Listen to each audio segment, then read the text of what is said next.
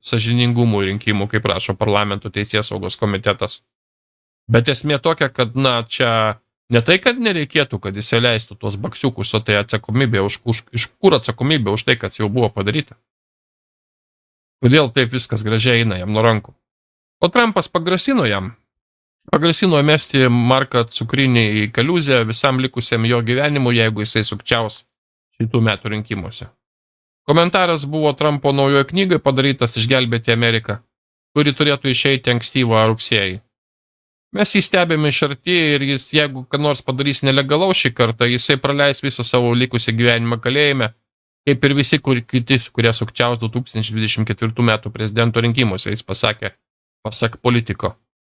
Taigi Zuckerbergas arba ponas Cukrinis paskutiniu metu pradėjo labai stipriai eiti į viešumą, kalbėti, valyti savo mundurėlį. Jis permetė, jis numetė Bidono ir Karis administraciją po autobusų dėl bandžius cenzuruoti amerikiečius meta platformose. Jisai pozityviai komentuoja Trumpą, staiga Cukrinis Markas, patapo respublikonų, gal nepatapo, bet pasirinko pusę teisingą istorijos. Aš asmeniškai to pavyzdžio netikiu. Aš netikiu ir manęs niekas to neįtikins. Nes, kaip rašo Charlie Kirkas, jis labai gerai parašė, Markas Zuckerbergas turi prieigą prie milijardų duomenų taškų amerikiečių publikos.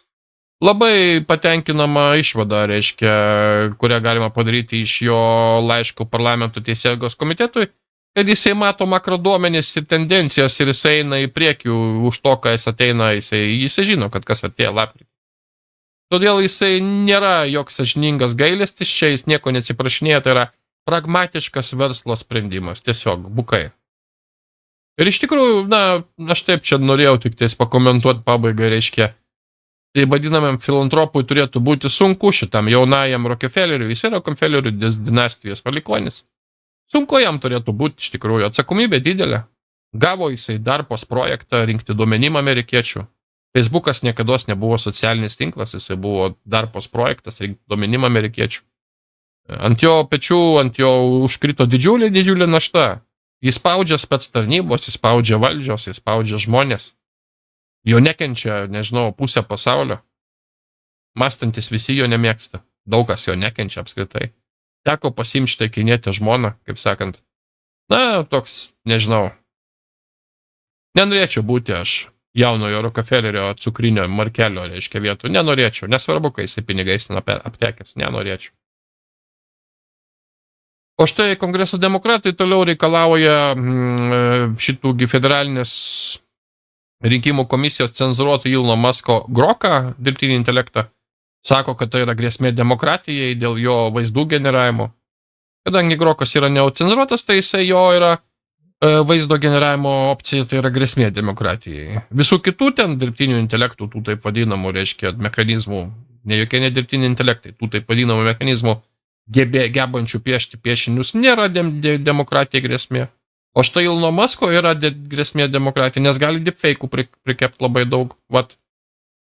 Viskas gerai, išskyrus Musko. Kas liečia X, kas liečia, laisvą kalbą, viskas yra labai, labai blogai. Viską reikia bausti, cenzuruoti ir uždaryti, kaip kad padarė, pavyzdžiui, aukščiausias Brazilijos teismas, jo aukščiausio teismos teisėjas, štai šitas, niekad nebūčiau pagalvojęs prieš kelis metus, kad tokių personažų būna, tokių. Nebūčiau pagalvojęs, kad tokių yra. Nebūčiau. Bet yra. Jis pranešė, kad jis išjungs X Brazilijoje per 24 valandas, nebent X cenzuruos daugybę paskyrų, kurios yra opozicijos politikų bei žurnalistų, bei pradės mokėti baudas, kurias Moraesas jam uždėjo, Taip, kad Venezueloje X buvo uždarytas, Brazilijoje X lygiai taip pat dabar jau bus panašu, kad tuoj pat ir uždarytas, čia šiandien tai pranešta yra. Žinoma, sekantis yra Muskas. Pavelas Durovas buvo, kaip sakant, pirmas, sekantis Muskas, po to Rumblas, ir jie tikisi visus taip išgaudyti. Žinoma, Google'as susitarė su Kalifornija, kontroliuos dabar vietinės naujienas, įves dirbtinį intelektą, perima, finansuoja, partnerystę su Google ir Meta. Žiūrėkit, Facebookas atsiprašinėja, gailisi, kad kišosi, kad cenzuravo, bet Google'as su Meta daro sutartį. Kalifornija, viskas vyksta dabar, ir jie skiria 250 milijonų iš mokesčių mokėtojų ir 55 milijonus iš Google. Facebookas nefinansuoja. Jis pažadėjo rinkimus nesikišti ir nekiš savo Zuckerbugsų. Jis tik tais kitaip turbūt prisidės. Bet esmė tai, kad jie palaikys finansiškai naujienų kambarius, kitaip sakant, feikinį naujienų mediją. Tai yra daugiamilijoninis fondas, kuris bus UC Berkeley mokyklos žurnalistikos valdomas ir bus skirstomas po naujienų kambarius per 5 metus su kasmetiniais patvirtinimais būtinais. Tai yra daugiau negu orveliška, pasakė Danas Schneideris, viceprezidentas iš Laisvos kalbos departamento iš medijos tyrimų centro.